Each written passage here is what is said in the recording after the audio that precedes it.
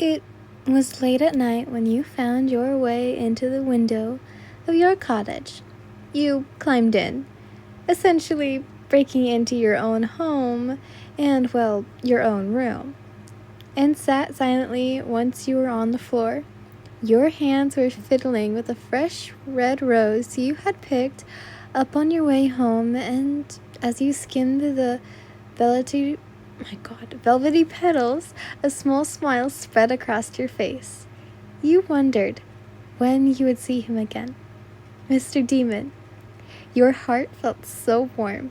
You knew you wouldn't be able to sleep even if you wanted to. You couldn't get the visual of him out of your mind. You thought back to his broad shoulders and his divine chest. You thought of his sweet words and firm grip as the two of you stayed there together, submerged in the water. You couldn't wait to see him again. You were oblivious, unaware. You had no idea what events were about to occur that night.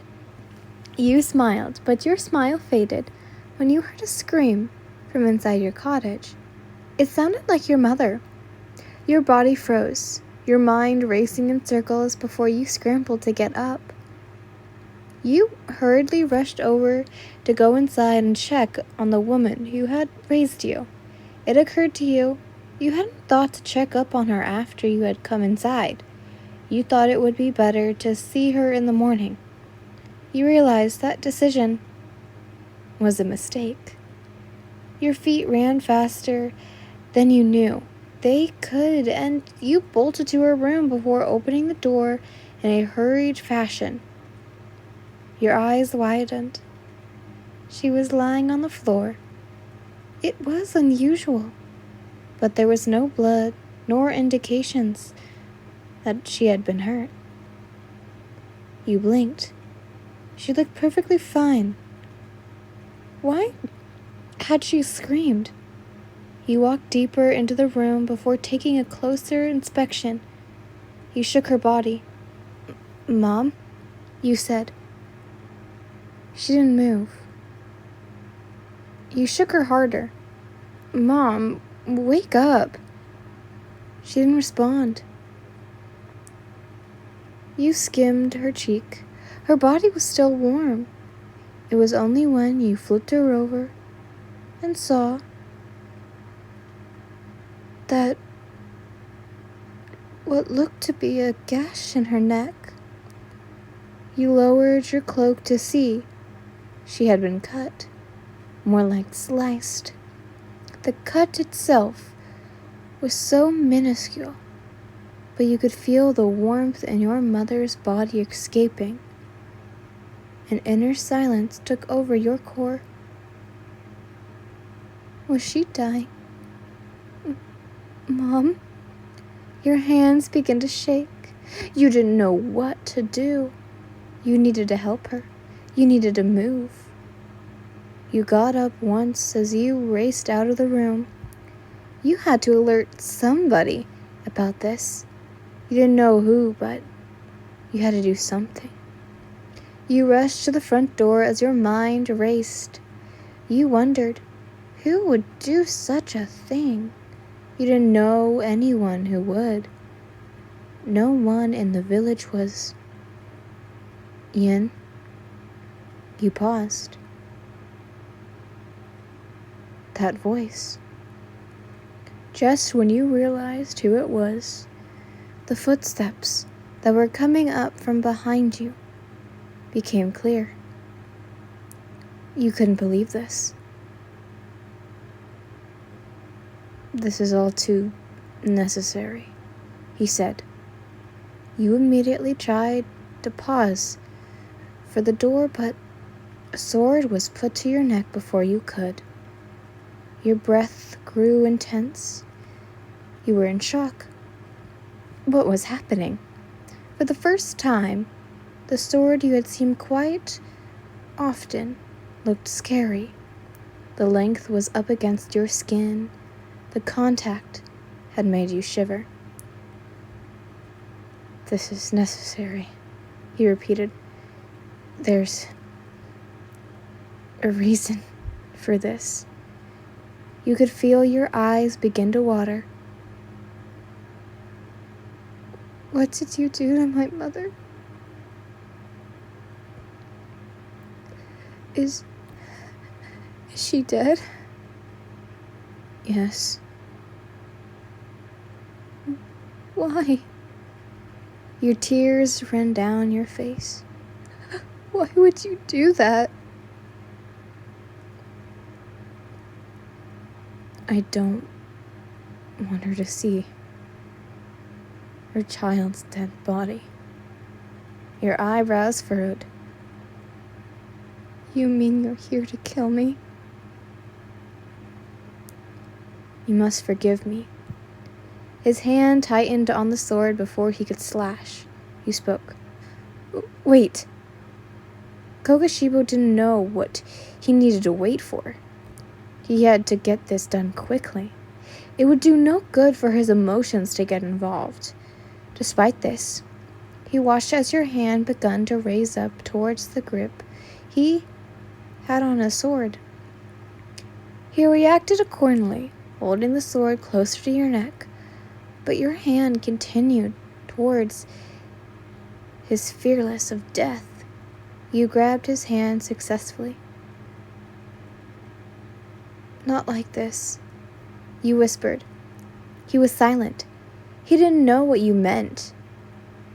You attempted to turn around, but he stopped you, his hand gripping your wrist.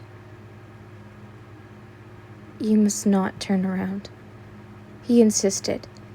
He couldn't bear to see your face. There was a part of him that was unsure if he would be able to kill you if he saw you. You were against his instructions. You struggled to face him, but his grip was too tight. Let me see you. No. You tried to escape his grip. Your hands made their way down to his arm as you tried desperately to get him to loosen his grip around your waist. To him, your attempts were futile. You were making it even more difficult than it already was. He needed to end this. I want to see your face. You can't. You struggled. Let me see you, please. No. Stay still. Please. You prompted. No. Please. You begged. Just one last time. You begged. Just once. He wasn't facing you, but Kokushibo could hear your despair, and when he heard you whisper, the suspicion was confirmed. He was hurting you. He was hurting you after he had sworn to protect you. It hurt him. He had never felt so rotten. He felt as if he was crumbling to pieces. Why was this so difficult? Why couldn't you understand? But this had to happen. It was necessary. He needed to set himself free of you. He needed to dispose of you now before his master did. As much as it pained him, the thought of you suffering ached him more. He was trying to protect you. Please, don't cry. Then let me see you. He couldn't deny you. His grief caused his grip to be loosened. You took the opportunity to turn around and see him. His eyes looked so pained, as if something in the world could fix his sorrow. You stared at him slightly, and he did the same. His eyes looked into yours, the same eyes that had entranced him in the first place, the same eyes that provided him with such comfort. A part of him shifted. He needed to tell you what he could. You deserve to know. My name is Kokushibo. He watched as you looked at him with a confused expression, but it quickly turned sour. You're really going to kill me, aren't you? I have to, or you'll suffer. What do you mean? I mean that it's not me. It's above me. You hiccuped a bit. But, I thought we would be together. You could see something flicker through his eyes, and you swallowed hard. Your eyes began to water. Your own heart was starting to break from seeing him like this. This was not what you wanted. You rested your eyes for a moment before giving a bitter smile. You believed him. He wasn't doing this. Someone was making him do this. You didn't want to believe he was going to do this, and you wouldn't allow yourself to be because of the look in his eyes. He was telling the truth. Very well. You spoke simply. You turned back around so he couldn't see your face, and stood perfectly still, and his lips parted slightly. You were accepting the fact that he was going to kill you? The realization only made him feel more guilty. The one who extended your life would be the same one who took it.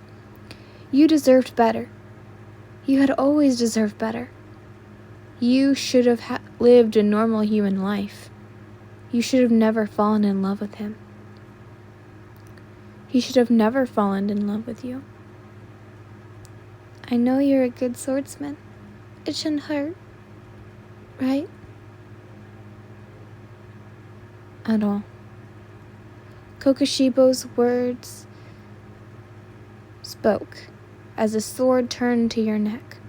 You waited patiently, but nothing happened. What? You inquired. I'm sorry, he admitted. You shook your head. It's all right.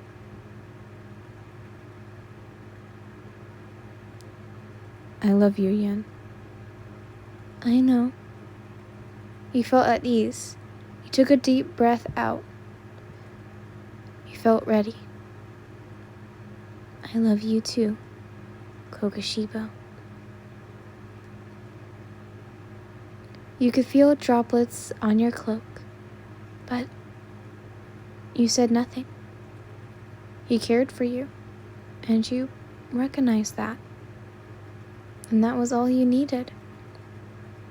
You relaxed your body, your eyes closing as you took a final deep breath. And a sword drew across your neck. Your body fell dead. Your blood stained the floor. Tears, precious tears, had fallen from your eyes. At your last words, his heart shattered, his emotions reaching a peak as his calm facade began to crack. His mission was complete, but his emotions frozen forever.